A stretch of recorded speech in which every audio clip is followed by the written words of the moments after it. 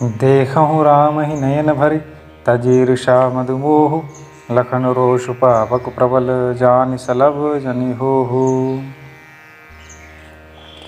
मंगल भवन मंगल हारी द्रवहु सुदशरथ अजिर बिहारी। ईर्षा घमंड और क्रोध छोड़कर नेत्र भरकर श्री राम जी को देख लो। लक्ष्मण के क्रोध को प्रबल अग्नि जानकर उसमें पतंगे मत बनो। बैन ते बलि जिमि चह कागू जिमि ससु चहे नाग अरि भागू। जिमि चह कुशल अकारन कोही शव संपदा चहे शिव द्रोही। जैसे गरुड़ का भागा कौआ चाहे सिंह का भाग खरगोश चाहे। बिना कारण ही क्रोध करने वाला अपनी कुशल चाहे। शिव जी से विरोध करने वाला सब प्रकार की संपत्ति चाहे। लोभी लोलुप कल कीरति चहहि अकलंकता की कामी लहहि। हरिपद विमुख परम गति चाहा तस तुम्हार लालचू नर नाहा। लोभी लालची सुंदर कीर्ति चाहे कामी मनुष्य निष्कलंकता चाहे तो क्या पा सकता है। और जैसे श्री हरि के चरणों से विमुख मनुष्य परम गति चाहे। हे राजाओं, सीता के लिए तुम्हारा लालच भी वैसा ही व्यर्थ है। कोलाहल सुन शीय सकानी सखी लबाई गई यह रानी। राम सुखाए शुभाएं चले गुरु पाही सिय स्नेहु वर्णत मन माही। कोलाहल सुनकर सीता जी शंकित हो गईं। तब सखियां उन्हें वहां ले गईं जहां रानी सीता जी की माता थीं। श्री रामचंद्र जी मन में सीता जी के प्रेम का बखान करते हुए स्वाभाविक चाल से गुरु जी के पास चले गए। रानन सहित सोच वस शिया अवधों विधि काह करनिया। भूप वचन सुनि इत उत तकहीं लखन राम डर बोली न सकहीं। रानियों सहित सीता जी दुष्ट राजाओं के दुर्वचन सुनकर सोच के वश में हैं कि न जाने विधाता अब क्या करने वाला है।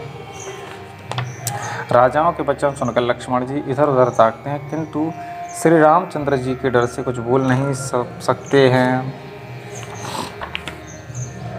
अरुण नयन भ्रुकुटी कुटिल चित्तवत नृपन शकोप। मनहु मत्त गजगन निरखी सिंह किशोर ही चोप। मंगल भवन मंगल हारी द्रवहु सुदशरथ अजिर बिहारी।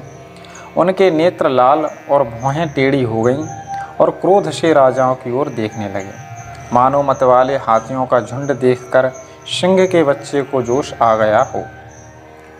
खर भरु देखी बिकल पुर नारी सब मिली देहि मही पनगारी। तहीं अवसर सुनि शिव धनु भंगा आयौ भृगुकुल कमल पतंगा। खलबली देखकर जनकपुरी की स्त्रियां व्याकुल हो गईं और सब मिलकर राजाओं को गालियां देने लगीं। उसी मौके पर शिवजी के धनुष का टूटना सुनकर भृगुकुल रूपी कमल के सूर्य परशुराम जी आए। देखी महीप सकल सकुचाने बाज झपट जनु लवा लुकाने। गौरी शरीर भूति बल भ्राजा भाल विशाल त्रिपुंड विराजा। इन्हें देखकर सब राजा सकुचा गए, मानो बाज के झपटने पर बटेर लुक गए हों, छिप गए हों। गोरे शरीर पर विभूति बड़ी फब रही है और विशाल ललाट पर त्रिपुंड विशेष शोभा दे रहा है। शीस जटा शशि वदनु सुहावा ऋषवस कछुक अरुण होई आवा। भ्रुकुटी कुटिल नयन ऋषराते सहजहु चितवत मनहु ऋषाते। सिर पर जटा है, मुख सुंदर मुखचंद्र क्रोध के कारण कुछ लाल हो आया है। भौहें टेढ़ी और आँखें क्रोध से लाल हैं। सहज ही देखते हैं तो भी ऐसा जान पड़ता है मानो क्रोध कर रहे हैं। वृषभ कंदोर बाहु विशाला चारु जनेऊ माल मृग छाला। कटिमुनि वसन तून दुई बांधे धनुसर कर कुठार कल कांधे। बैल के समान कंधे हैं, छाती यानी ऊंचे और पुष्ट कंधे हैं, छाती और भुजाएं विशाल हैं। सुंदर यज्ञोपवीत धारण किए हैं, माला पहने और मृग चर्म लिए हैं। कमर में मनुष्यों का वस्त्र बलकल है और 2 तरकश बांधे हैं। हाथ में धनुष बाण और सुंदर कंधे पर फरसा धारण किए हैं। शांत वेशु करनी कठिन बरनि न जाई स्वरूप। धरि मुनि तनु जनु वीर रसु आयौ जहाँ सब भूप। मंगल भवन मंगल हारी द्रवहु सुदशरथ अजिर बिहारी। शांत वेश है परंतु करनी बहुत कठोर है। स्वरूप का वर्णन नहीं किया जा सकता।